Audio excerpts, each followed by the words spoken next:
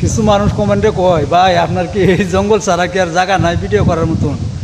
কত মানুষে কত ধরনের ভিডিও বানায়, কত সিনারি লাগায় ভিডিও করতেছে। তা আপনার যতগুলা ভিডিও সব খালি এই জঙ্গলের মাঝে, এই ওল দিকে এই বাঁশ, এই ভাই কালি গাছ গাছালি ভাই গরিব হয়ে দেখছি না, যে কাঁচামচ দেখি জাল, ঠিক আছে।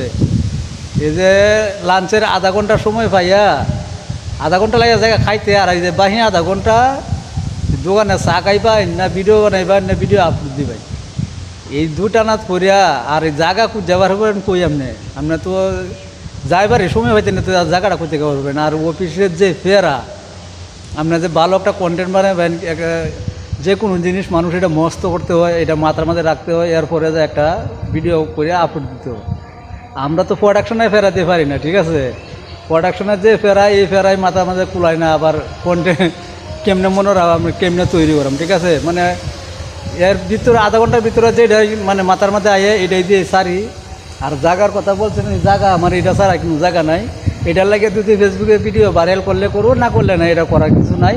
এটা সব কিছু যায় ফেসবুকের কাছে।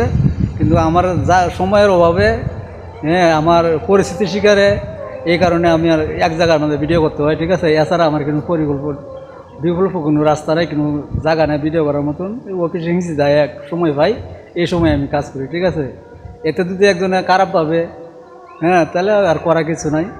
সবাই ভালো থাকবেন, সুখে থাকবেন। আসসালামু আলাইকুম।